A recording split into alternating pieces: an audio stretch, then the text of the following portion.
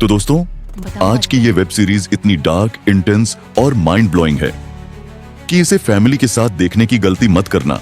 लेकिन वीडियो शुरू करने से पहले दिल से थैंक यू उन सभी लोगों को जिन्होंने सिनेमा OTT ज्ञान को सब्सक्राइब किया है और लगातार सपोर्ट कर रहे हैं। और अगर आप हमारे चैनल पर पहली बार आए हैं या अभी तक सब्सक्राइब नहीं किया तो जल्दी से सब्सक्राइब बटन दबा दो, क्योंकि यहाँ आपको मिलती है सबसे बेस्ट वेब सीरीज, मूवीज और हिडन OTT जेम्स की हिंदी एक्सप्लेनेशंस।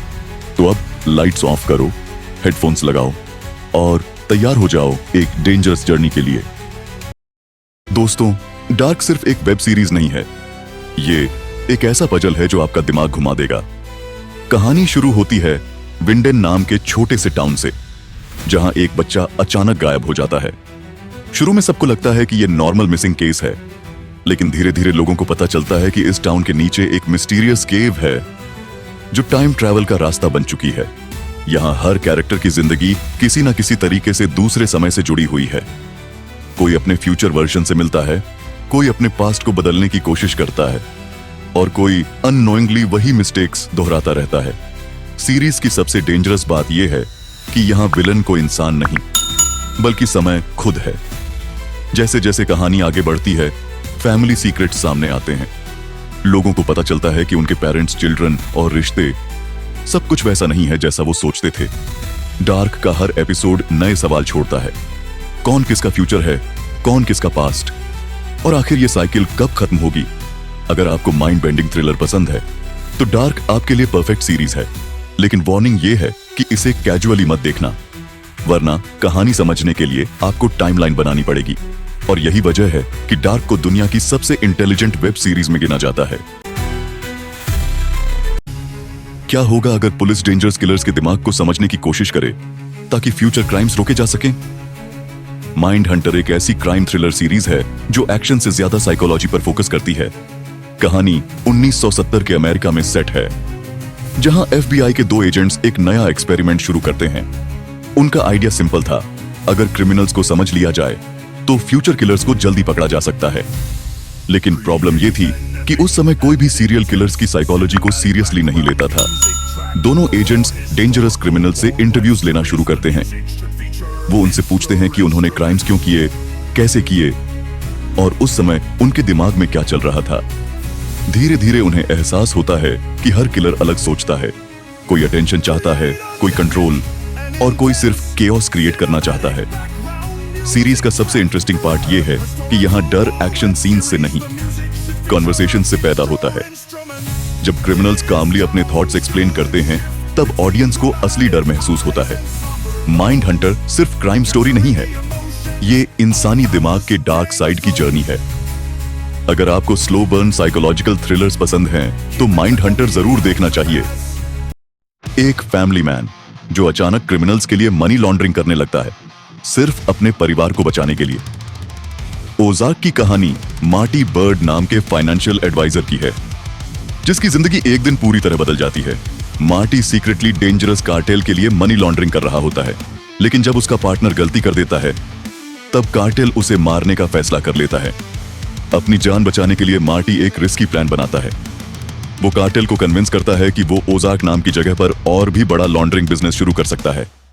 इसके बाद मार्टी अपने पूरे परिवार को वहां शिफ्ट कर देता है। लेकिन असली प्रॉब्लम अब शुरू होती है। नई जगह पर क्रिमिनल्स, लोकल गैंग्स और पॉलिटिकल करप्शन सब उसके रास्ते में आ जाते हैं।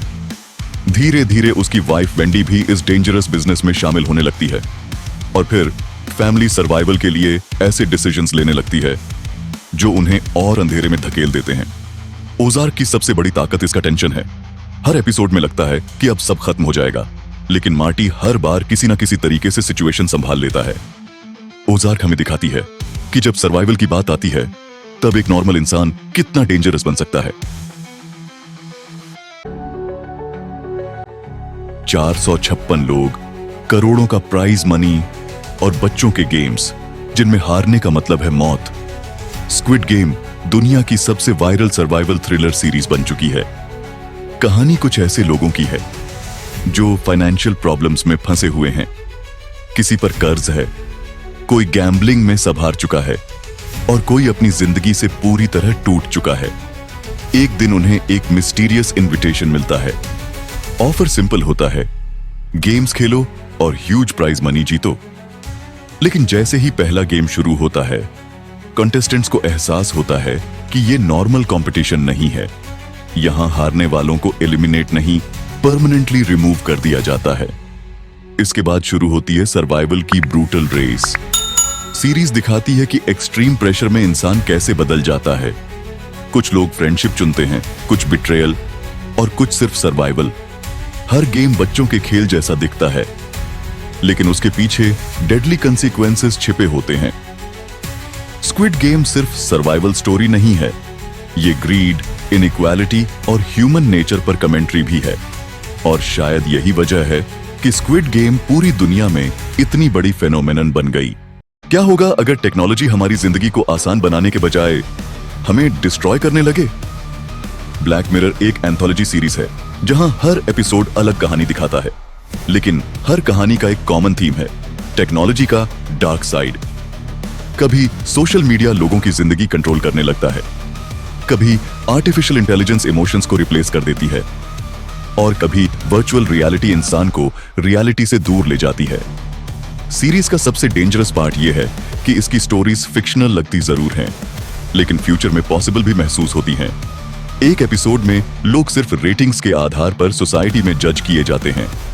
दूसरे एपिसोड में मेमोरीज परमानेंटली रिकॉर्ड होने लगती हैं, और कहीं लोग डिजिटल वर्ल्ड में हमेशा के लिए ट्रैप्ड हो जाते हैं।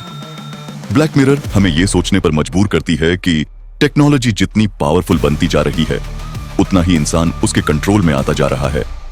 हर एपिसोड के बाद ऑडियंस यही सोचती रह जाती है, क्या फ्यूचर सच में ऐसा हो सकता है? अगर आपको साइकोलॉजिकल थ्रिलर्स और डिस्टर्बिंग फ्यूचर कॉन्सेप्ट्स पसंद है, तो ब्लैक मिरर आपके लिए मस्ट वॉच सीरीज है। अगर आपको ये वीडियो पसंद आया हो तो वीडियो को लाइक करना मत भूलना, और ऐसे ही ऑनेस्ट और इंटरेस्टिंग रिव्यूज के लिए सिनेमा OTT ज्ञान को सब्सक्राइब कर लो और बेल आइकॉन भी प्रेस कर देना, ताकि कोई भी नया अपडेट मिस ना हो।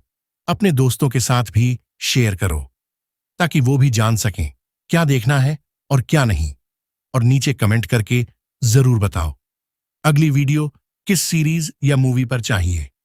मिलते हैं नेक्स्ट वीडियो में, तब तक हैप्पी वॉचिंग।